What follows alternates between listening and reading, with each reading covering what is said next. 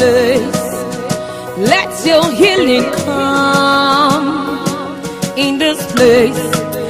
I call for signs and wonders in this place.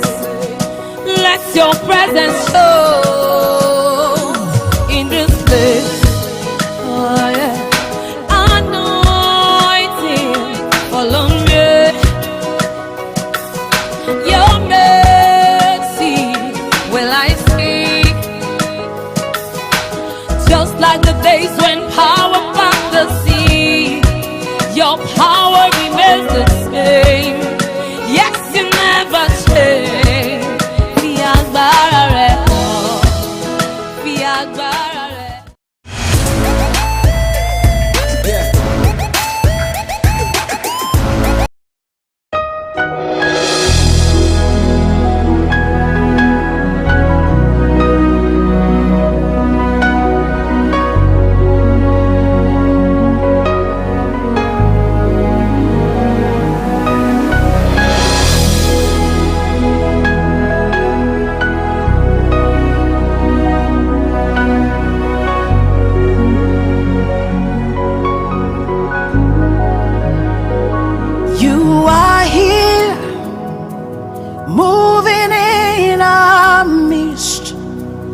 I worship you, I worship you.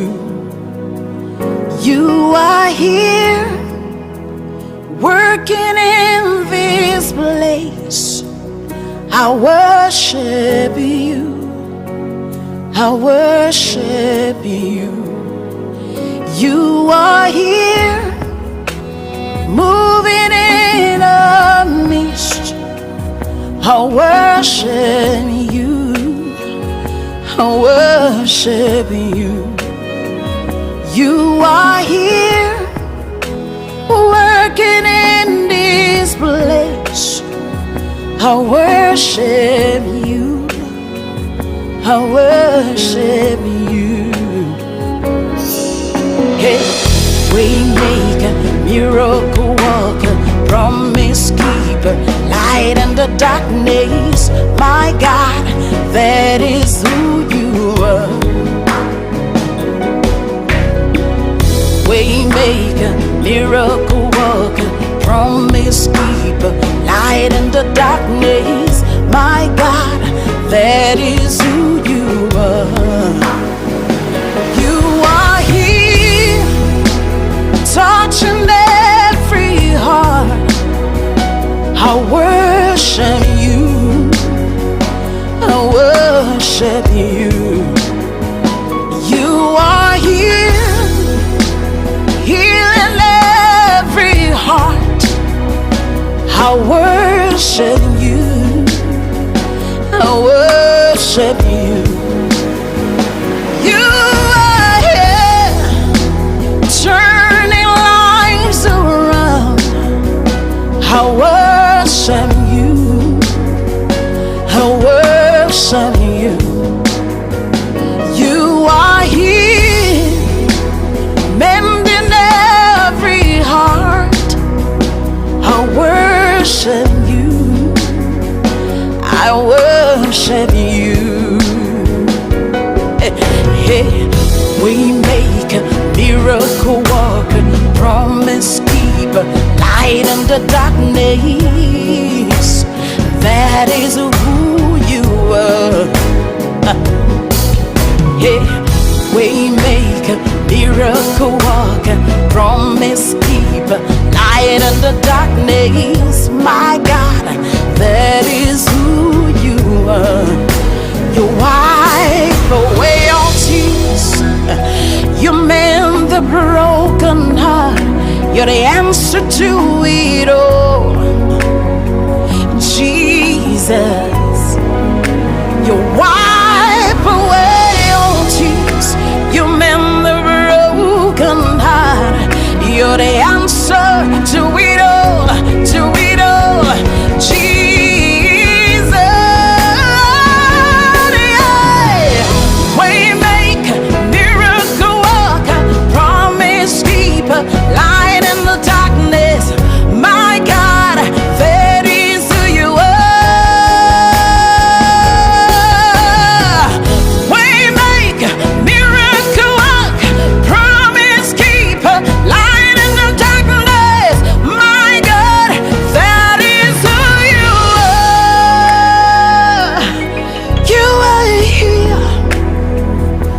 touching every life.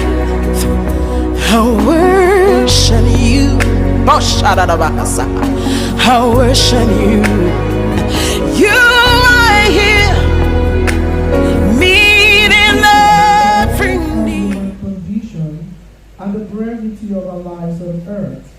But for those who believe in your love, death is not the end, nor does it destroy the bonds that you forge in our lives. We share the faith of your son's disciples and the hope of the children of God. Bring the light of Christ's resurrection to this time of testing and pain, as we pray for our sister and for those who love her through Christ our Lord. Please sit.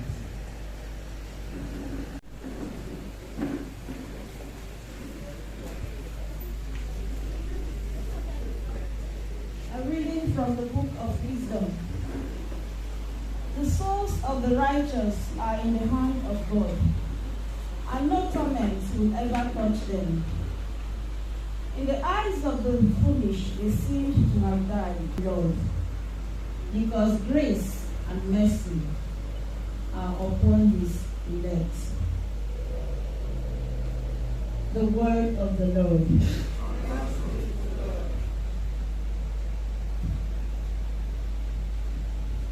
Responsorial Psalm. Our response is, the Lord is my light and my salvation.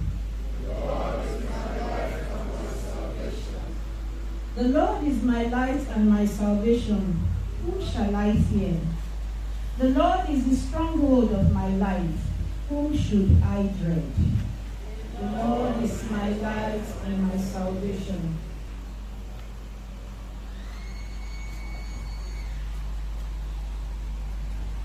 From page 21, lesson 11. A reading from the first letter of St. Paul to the Gospel Acclamation. Page 22. Hallelujah, hallelujah, hallelujah, hallelujah.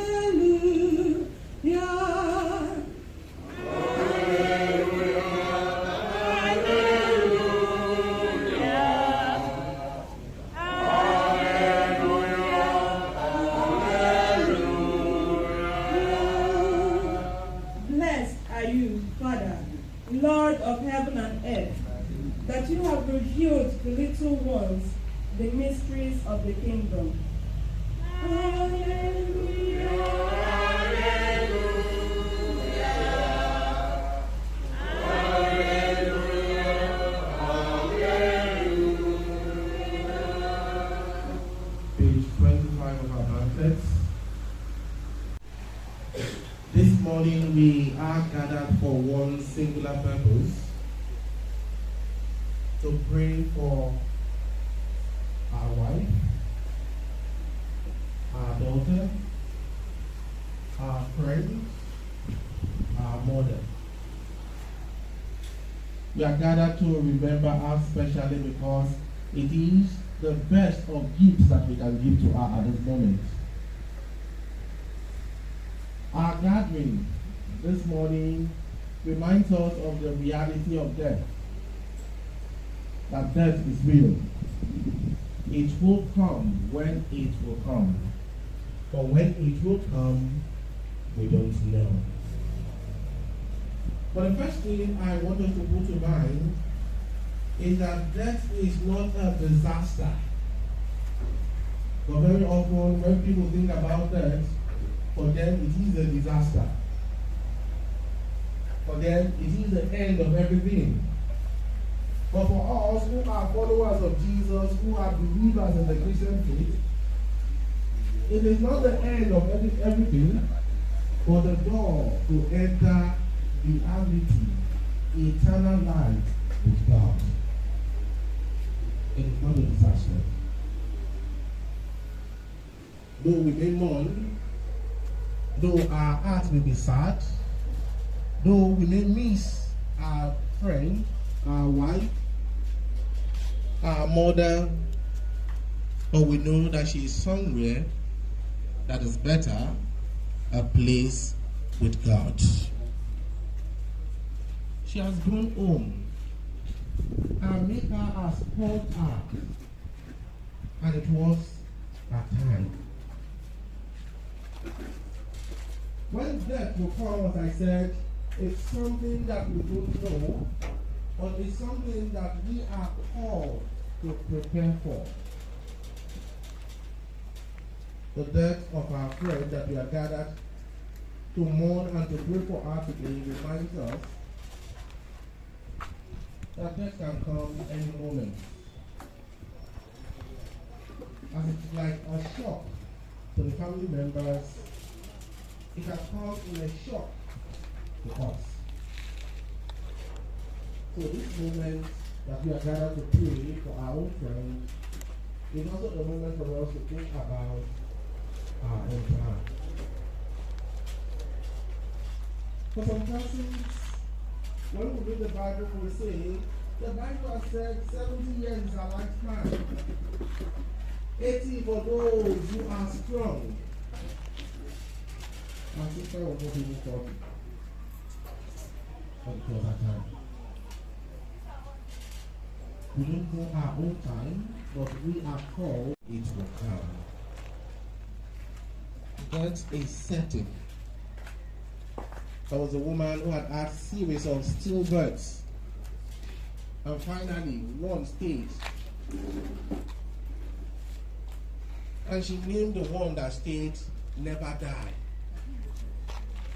But the question is, when will never die will not die? A time will come when never die will die. You know, we can put up a lot of security for so many things. We can put up security to sustain many things. But when it comes to death, we are staying in a city without wall.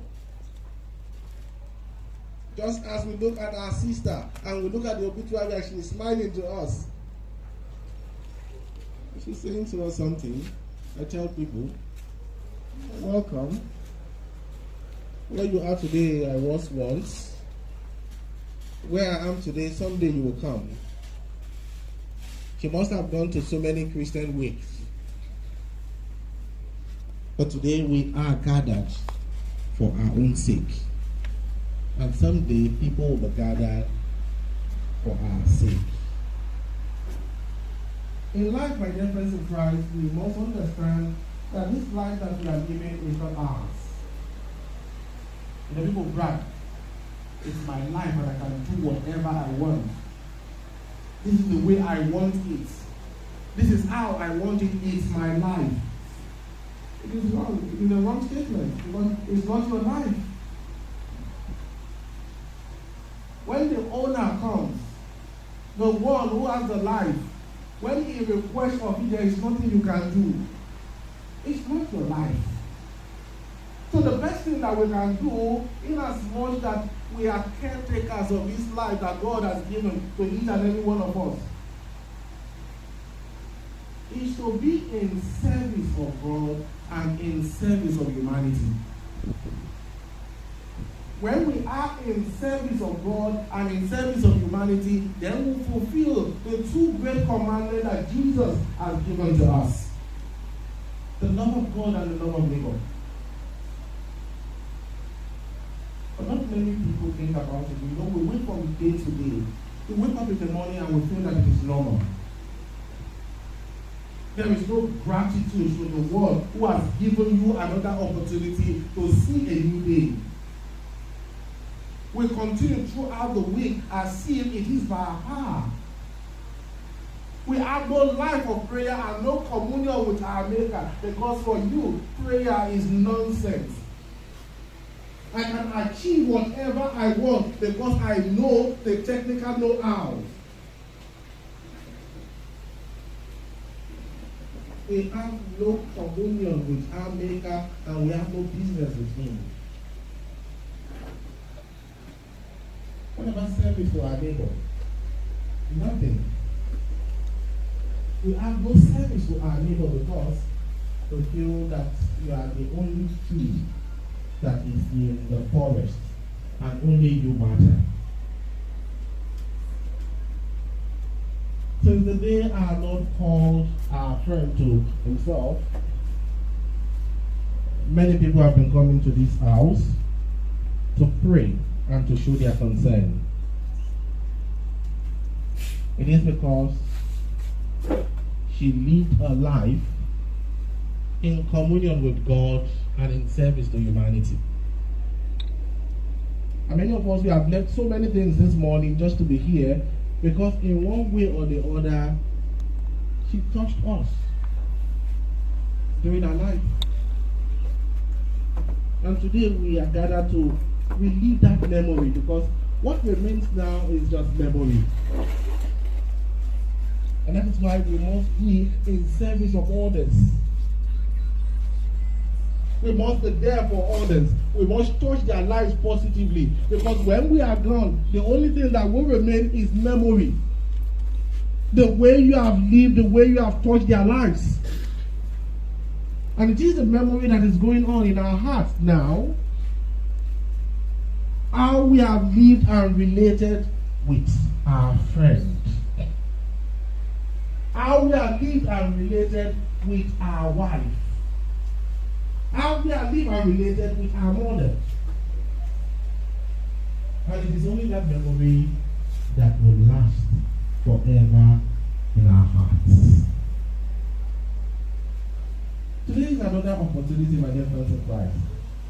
Not just only to pray for her, but also to look at how we are preparing for our own time. We are consoled with the first reading, taken from the book of Wisdom. The soul of the righteous are in the hands of God. And we know that our friend lived a good life. Our soul is with God. We are consoled. But the gospel reading tells us about 10 virgins. 5, the gospel reading says they're wise. 5 were foolish. The wise ones prepared themselves for the coming of the bridegroom. But the foolish one did not. Showing us or relating to us how we are to prepare for something that is important in our lives. And the greatest thing that is important in our lives will be our destination in the kingdom of God. We came from Him. We will return to Him. In the Catholic Church today, we are celebrating the Ascension. And it reminds us of our own destiny. The glory that God has in position for us. The glory that we are to prepare for. The glory that our friend has embraced. Are we going to be like the 5 wise virgins who prepare for that day? Or we are going to be like the 5 foolish virgins who fail to prepare for that day? One thing that we know for certain is that that day will come. When it will come, we don't know. It may be short. It may be long. But come, it will come. But are we going to be prepared for that day when that day comes? Today, let us reflect upon our relationship with God and our relationship with our neighbor. Because these are the 2 basic things that are important as we live our lives. We pray today that the Lord God will accept our friend into His kingdom. That if there are sins there to be forgiven her, that God will forgive our sins and accept her into His kingdom. And that we who shall there behind, that we will prepare for our own time. And when our own time comes, that we will be prepared to enter the kingdom of God. I pray that Jesus will continue to bless each and every one of us who are gathered to pray for our friend today. This is our true Christ, our Lord. Come to page 35 of our pamphlet, page 35. Christ the Lord, by the death and soul of our beloved Eucharia, we come to have true home in heaven, and that God may in time reunite us all there. Let us together pray for the repose of the soul of Eucharia, and let us also ask God to console all those who mourn, and to give all His people the grace to prepare for a happy death. We pray, O Lord. Risen Lord, pattern of our life forever, Lord, have mercy. Promise and image of what we shall be, Lord, have mercy. Son of God, who came to destroy sin and death, Lord, have mercy. Word of God, delivered us from the fear of death, Lord, have mercy. Crucified, Lord, forsaken in death, raised in glory, Lord, have mercy. Lord Jesus, gentle shepherd, who brings rest to our souls, give peace to Eucharia forever, Lord, have mercy. Lord Jesus, you bless those who mourn and are in pain. Bless the family of Eucharia and friends who gather around her today, Lord, have mercy. Blessed are those who have died in the Lord. Let them rest from their labor, for their good deeds go with them. Eternal rest grant unto Eucharia, O Lord. May she rest in peace. May the soul of Eucharia and the souls of all the faithful departed to the rest of God. May the peace of God, who is beyond all understanding, keep your hearts and mind in the knowledge and love of God and of His Son and of our Lord Jesus Christ. May Almighty God bless you, the Father, and the Son, and the Holy Spirit. May we provide you. God be with you till we meet again. Till we meet again. Till we meet.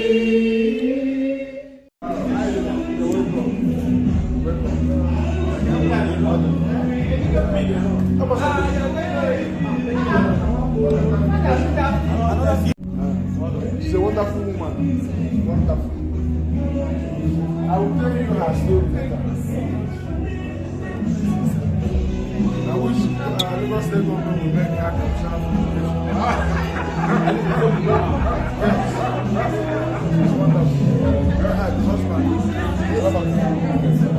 She will be the Minister of Education. Yes.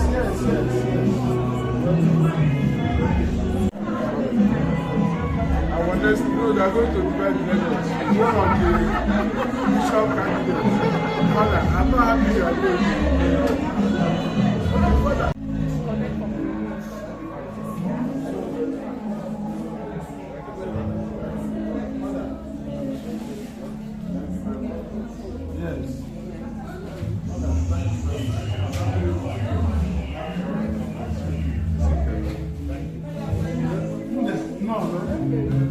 Okay, welcome, sir.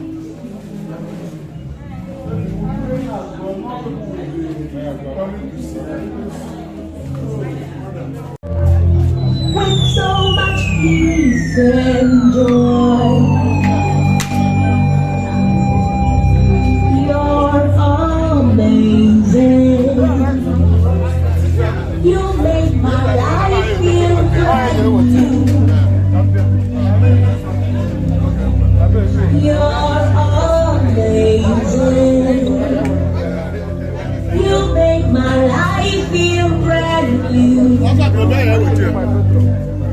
Jesus, you love me too much, too much, excess Jesus, you love me too much. Too much, excess love. Jesus, you love me too much.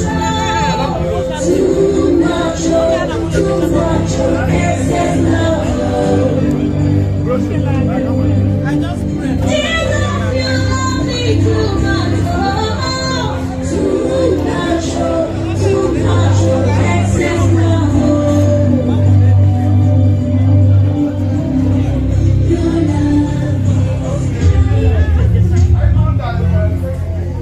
Thank you.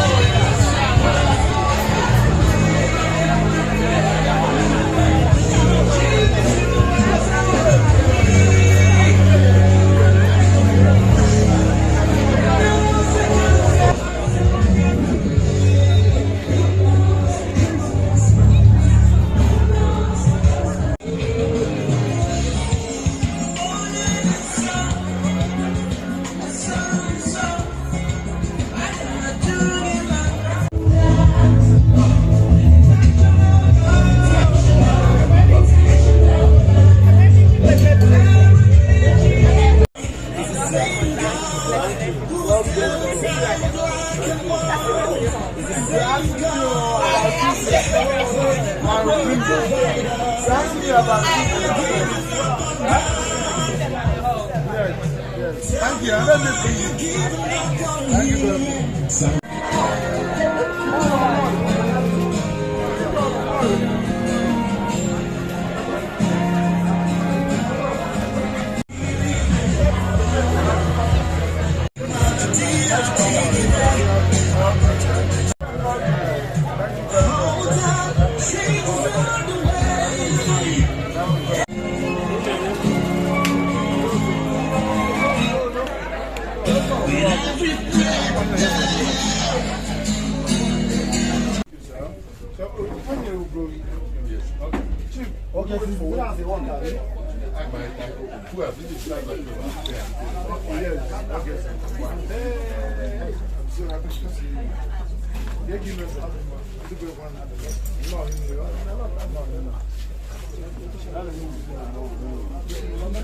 much. Madam Debo, Kekime, Biko Kawana Yonibo. Okay, Afambo, Shoma Okongo, Nee Ibekwe. One name, why I wake up. We were former students, Loreto Special Science School, Adazeno, Old Girls Association, of which Moa were their presidents.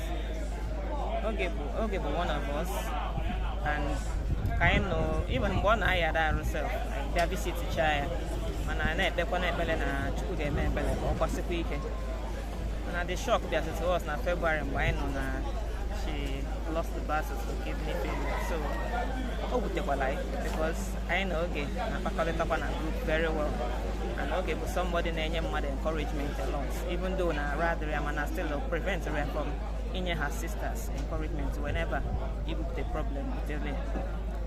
So on the one in our own, but I'm an organ in a better place.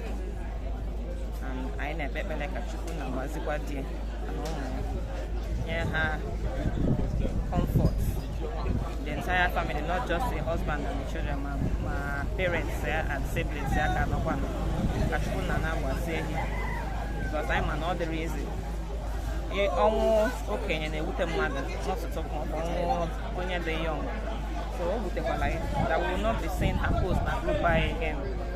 And God knows the best. Amen. Amen. Dalo madam. Amen. This is EUCHARIA. We're doing the best we can. We are trying to be fine. I'm no with the room. And therefore, my name is Nanya. We're not seeing Undo.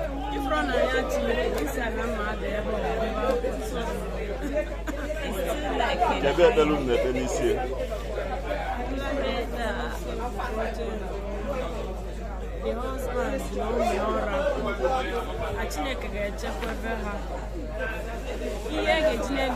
there are so many things like in our group. She's left the place somehow. Of course, she's always a jovial and funny person, full of life.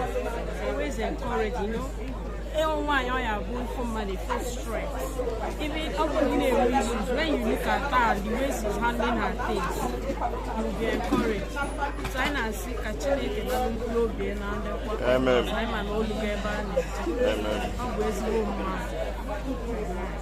And from her, also learned to have a good perception about life. Positivity, always being hopeful. She's always hopeful. And she's always happy.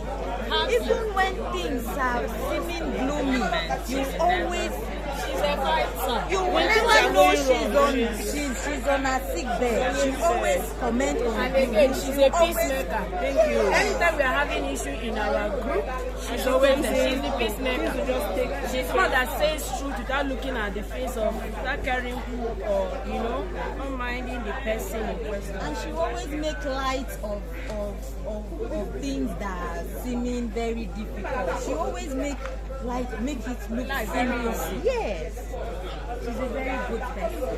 She's a very, very good. We are missing her always already. And sister? I pray that the kids, my heart is just with the kids.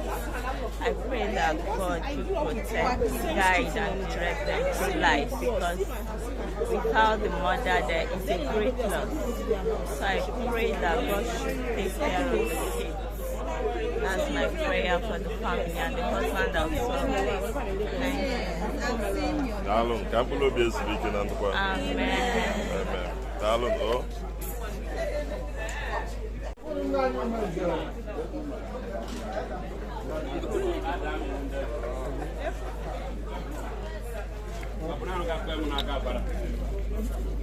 The other half of my dear.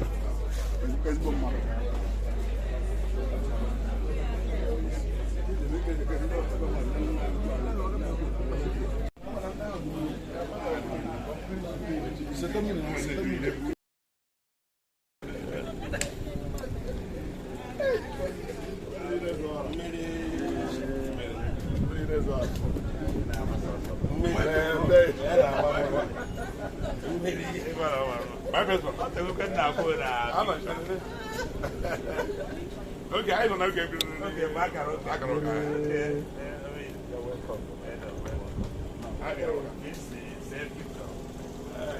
We keep it clean. Keep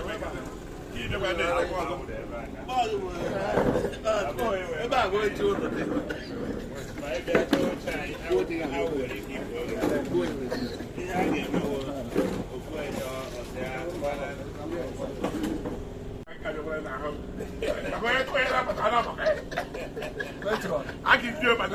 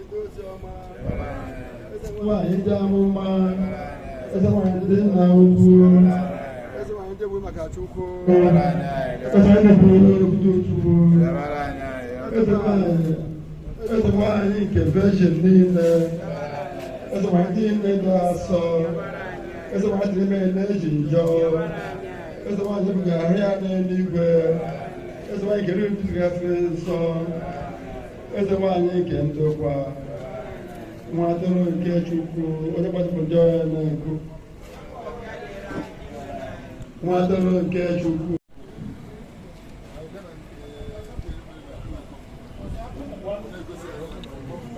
One sister, Ukwe.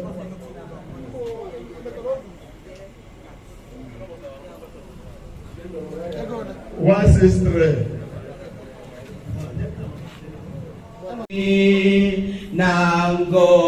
Nangozi ebebe oh paradise ebanye gesu ike ebanye gano na ndo gano so na ngore nangosi ebebe oh paradise oh bani abu ebe ndioma anyị ga-eso ndị mọma ukwe otito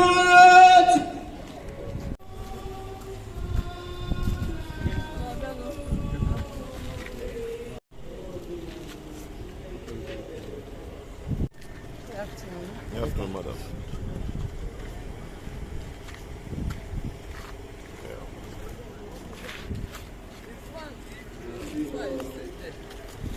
One money, one.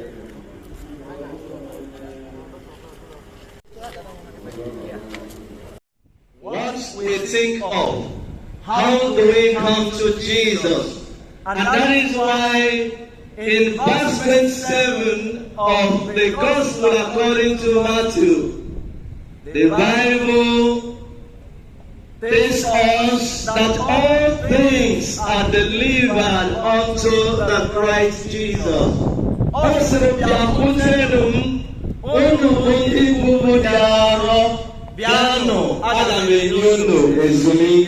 praise the Lord. So today is another opportunity for someone here.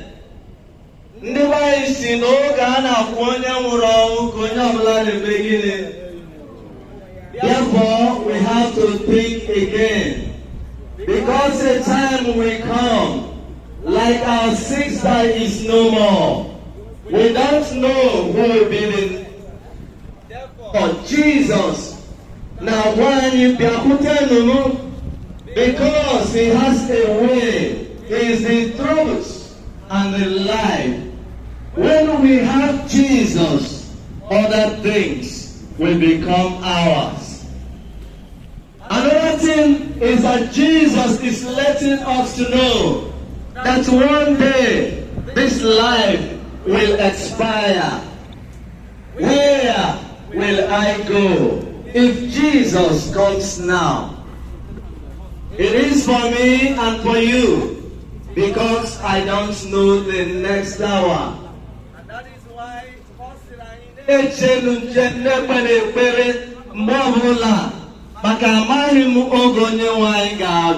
need to totally give our life to Jesus, to think about ourselves. And when one day, then he will call us. Will I be there? Community. Every day.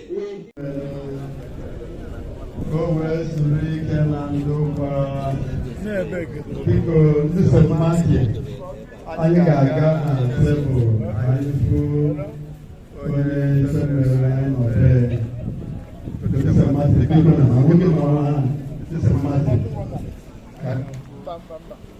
onye atọ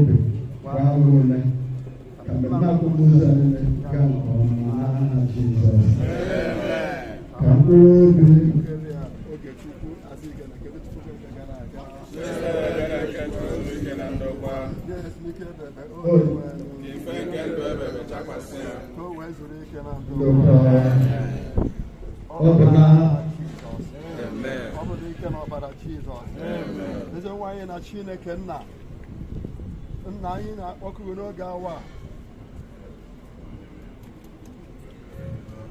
wee na-enye ya ekele maka na-esi ọrụ ọbụla na ha ga-enye ya ekele maka ebe Chukwu anyị na-ekele gị n'isi olu nwoke bụ Ifeanyi na ezinụlọ ya sisi ife Chineke na-agbakọ ume ị na-echekwaba ha na-ebe ya n'ụzọ dị iche iche na-ekelekwa Chineke maka na anyị bịara ebe a tụrụ ya ebe n'otu obodo onye nwe anyị na ndị ọzọ bịara nọgara ebe a n'oge awa Chineke na adịghị emesi onye nwe n'aha Jizọs. Nna biko anyị na-arịọ onye nwe anyị nna tịbanyere nwanne anyị nwoke bụ Ifeanyi na ezinụlọ ya nna biko bịa gba anyị oge nke ndụ Chineke na biko bịa gba anyị ume chụọrọ ya aja mmụọ chụọrọ ya aja mmadụ maka oge nke mmemme akwamozu onye nwe anyị Chukwu anyị ga-ere Chineke oge na-adịghị aka ga-agbawa n'okporo ụzọ maka ijebe ụlọ anyị na-adịghị nwa anyị n'okporo ụzọ ga-ere n'aha Jizọs na ndị ga-ejebe ụlọ Chineke maka akwamozu onye nwe anyị ka ịkwara anyị niile ụzọ duba anyị Chineke anyị na-ekwu n'ụbọchị taa Chineke na aja nwa agaghị afọ anyị aja mara agaghị afọ onye nwe anyị Chineke akwamozu a ma mgbe ya eme mma n'ụlọ Chineke onye nwe anyị a ga-eme enwe nsogbu n'aha Jizọs.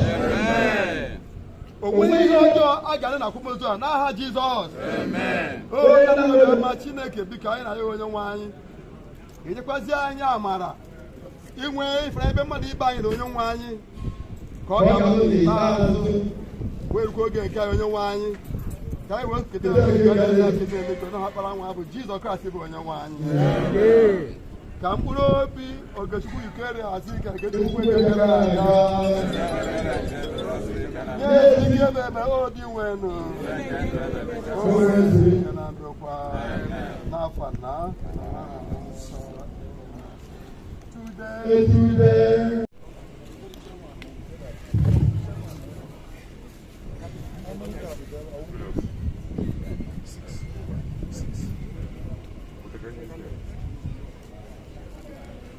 Then we have lgbo-Ukwu organization. We have the Youth Development Union. They are going to be taking over soon. But Onedibe is still there doing their thing. So we are going to give them the opportunity to finish up. But like I said, you won't waste your time and you are going to enjoy every bit of your promise. May I tell you that God knows that we are here. And for honoring the Azike, God is going to honor you. Thank you so much. Thank you.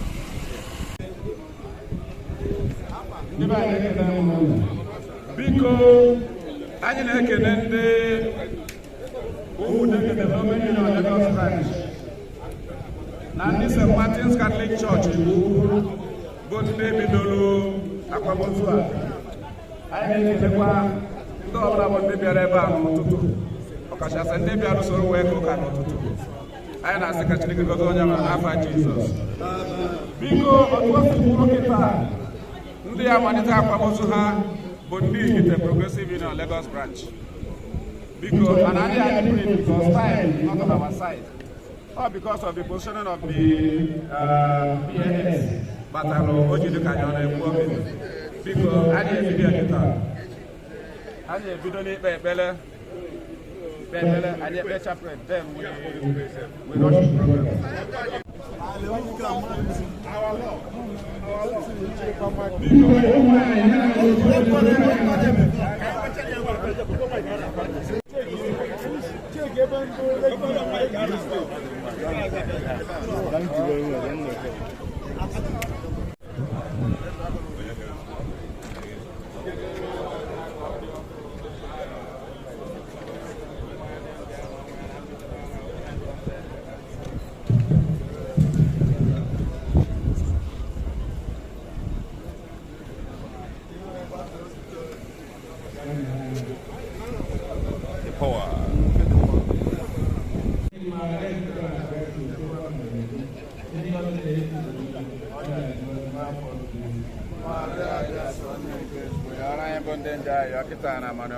Ekene Maria Jupiter and Gracia,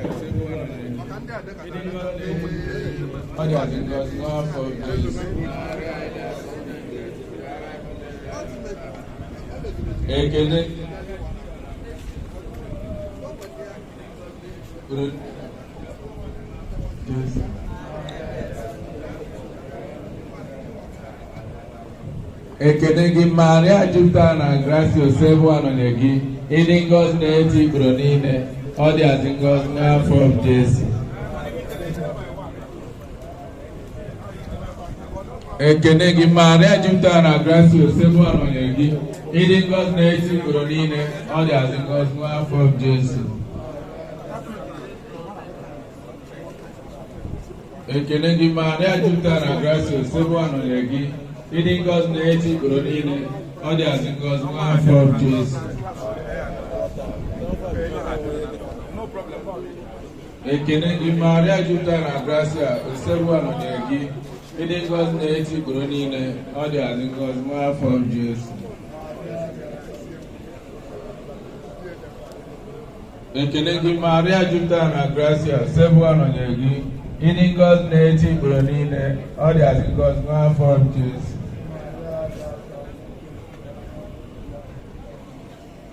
Ekene gị Maria Jupiter na Gracia Osebu anọnye gị, ịdị ngọzi na-eti ikpuru niile, ọ dị azị ngọzi n'afọ Jesu.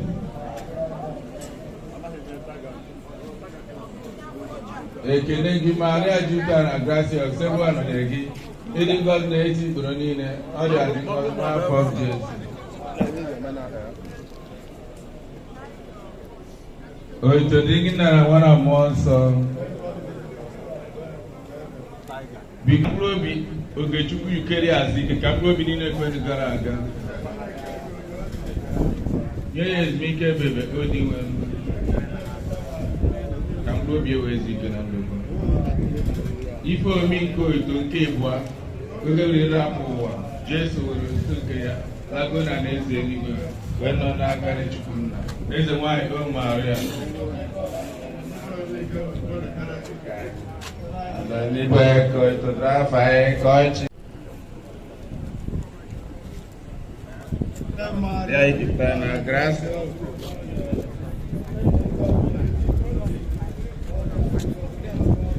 Maria de ação nem que tu Giovanni.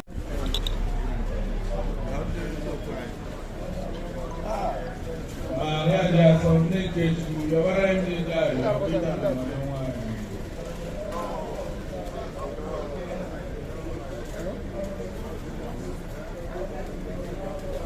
Maria de ação nem que tu Giovanni já.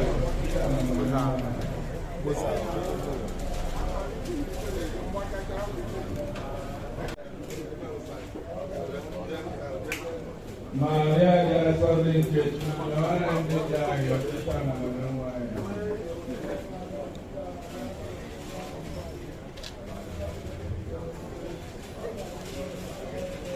Maria de ação nem que tu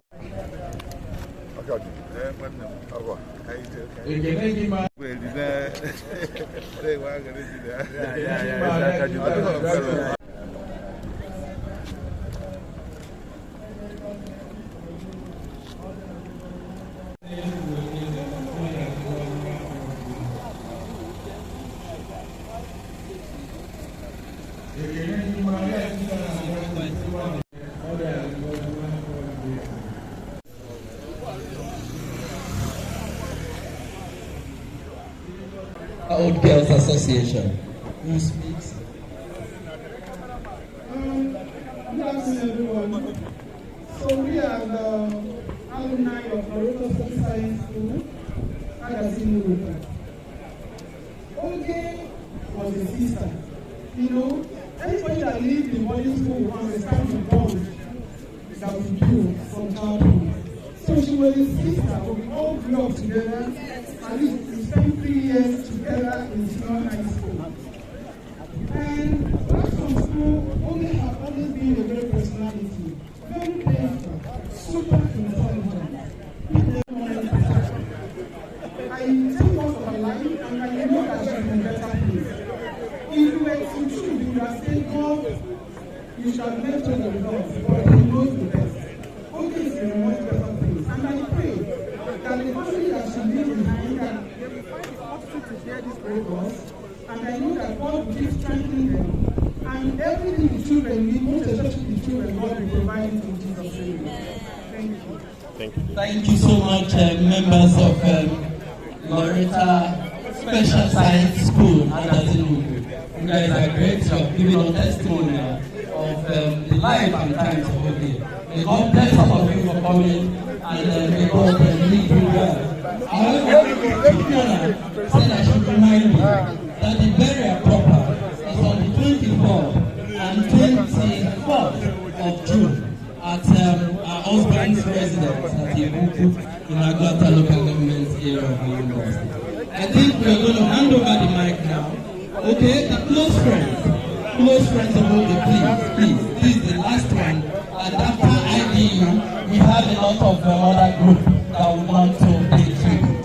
Let me hand over to close friends of Oge with the hope that they are going to spend us 45 seconds on this. Thank you. Good afternoon, everybody. Thank you for the opportunity to have a few words, say a few words to my friend, or our friend Oge. She lived a very short life, but I can tell you for sure, she taught us so many things. She taught us how to trust God completely, because even on her sick bed, she was always glorifying God. I remember visiting her one day, and she saying to me, if my friends, other friends of mine, remember me the way we do, if they visit me the way we do, I will actually heal faster. Now, this is where I want to base for my speech today. Let us try to be there for our friends. Not when everything is going all rosy, we say we are friends, and then when the chips are down, nobody will be seen around the person. I know if it was not the will of God, Oge will still be here with us today because she was a true warrior. I usually call her my warrior friend. She fought and fought and fought to be here, but unfortunately, it happened the way it has happened. I want to console the family, and for the young children, I pray God to be there with them, guide them, comfort them, and that even the legacy that she has left behind for her children, that God will continually guide them and follow their steps in the mighty name of Jesus Christ. Amen. I pray God consoles everyone here who is mourning because she was a true one. May God grant her eternal rest in the mighty name of Jesus Christ and I pray. Amen. Thank you. Thank you so much. These are the representatives of Oge's close friends. They are actually much, but these three just came out. Now we're going to hand over again. Thank you so much. We thank you for coming. We're going to hand over the mic now to members. Okay. Now, I go see the St. Martin's. We have cut it because of time. ihe ọzọ anyị ga-eme bụ onwe onye nwere okwu nke mmụọ ya weta hello onwe onye nwere okwu nke mmụọ ya agba ya weta abụ ya. After that, anyị aga Debo, anyị afọ ndị eme. After that, agba egwu, after egwu, then enwe announcement. My friend is here from Mozulu, any other thing. Where did you come from?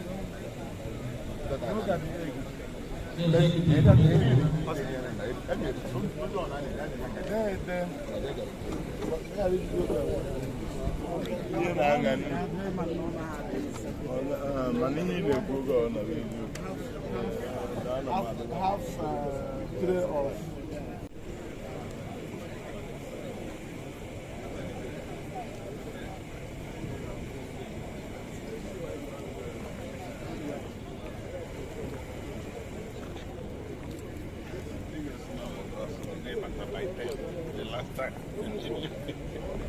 This man.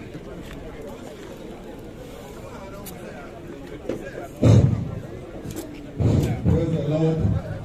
Professor,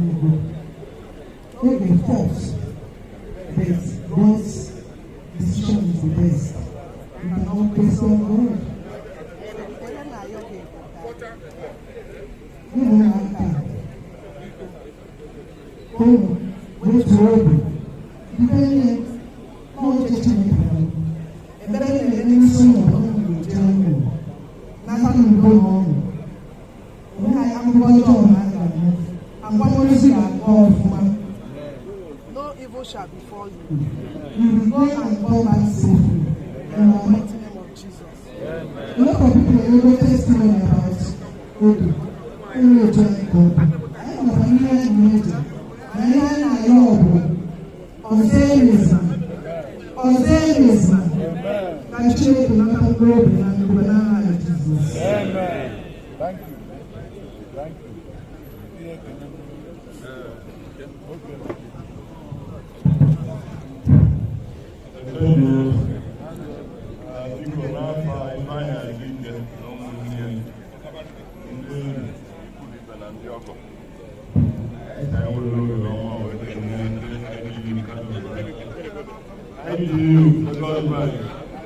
And the women win. Now, on the normal of the choir, I am good.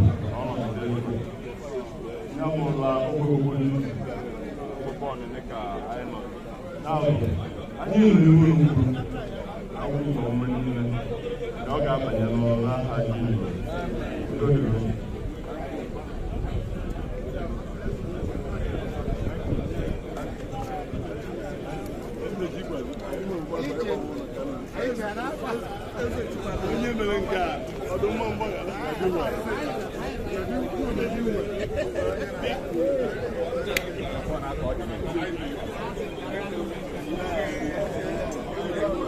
I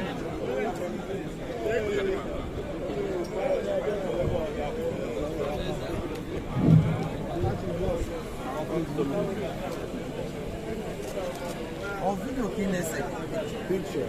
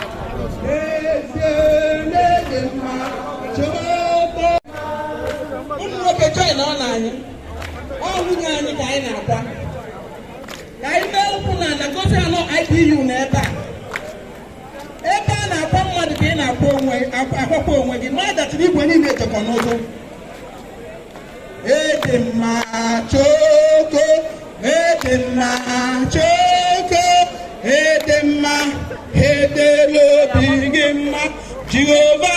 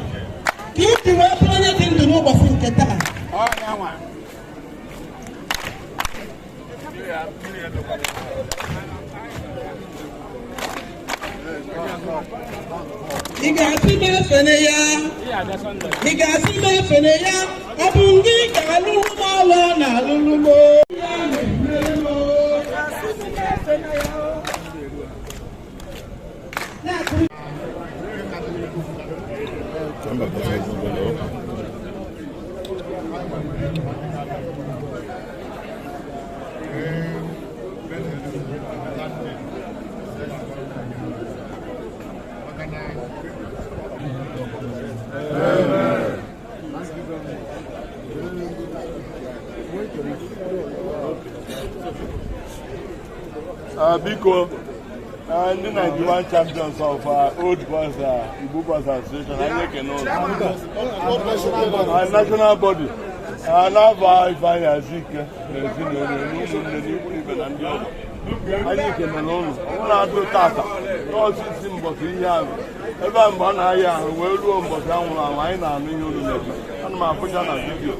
so I like now Debo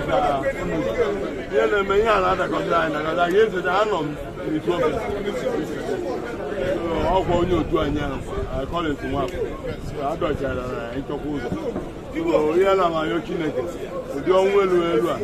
the 91 champions. But I don't 91 I believe. So I like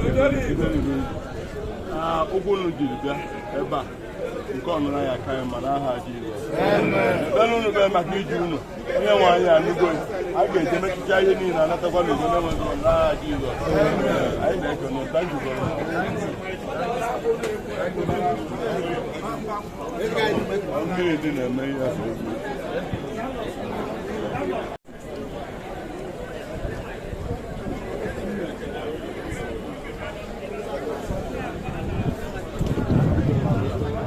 Thanks for coming.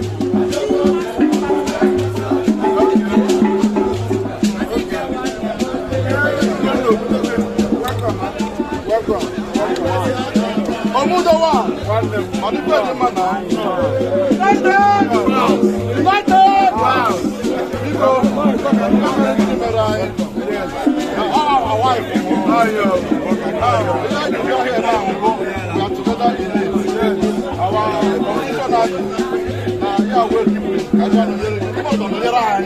Yeah. So never got the right to perform on the 23rd. So we have just gone. Never got the road to play on the 23rd. So nice route. So thank you. Thank you. Yes, Pastor.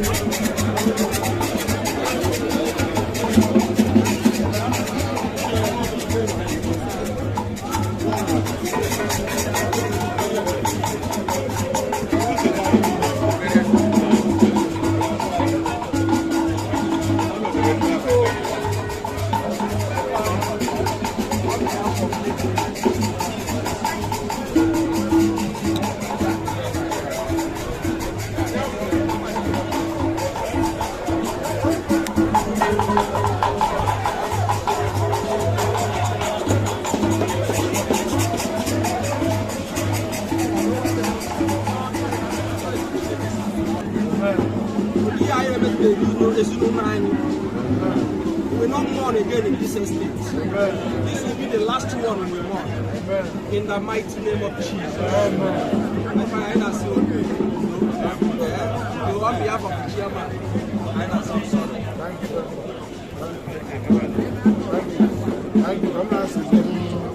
Thank you.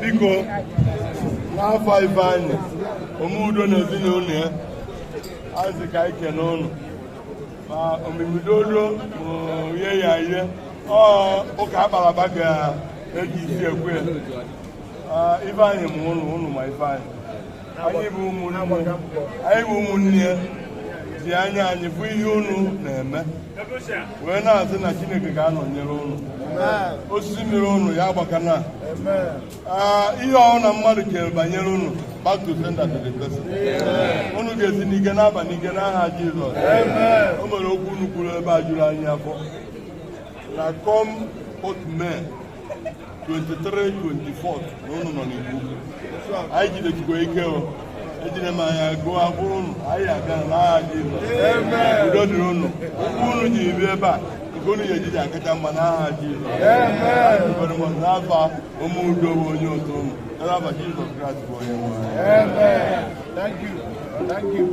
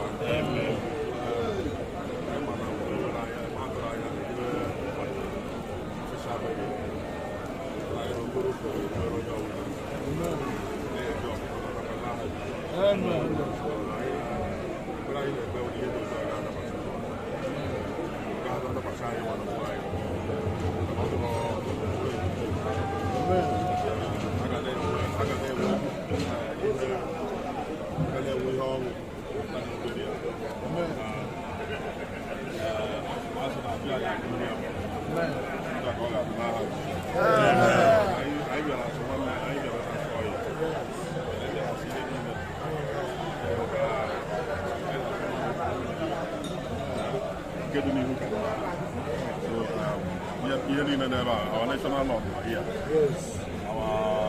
I know. Thank you very much. So, I need job because they were one of our title holders. Yes. So, thank you very much. Thank you very much. Thank you. What did you do for our mayor? No problem. Nice guy today. Thank you very much. Thank you. Thank God. Good. Can I have the wisdom first call? Okay, because how do you hear you? Okay, sorry, about the money. Now, Ifeanyichukwu, Omudo, Azike, Omudo, Amuwo, and the organic Unibe.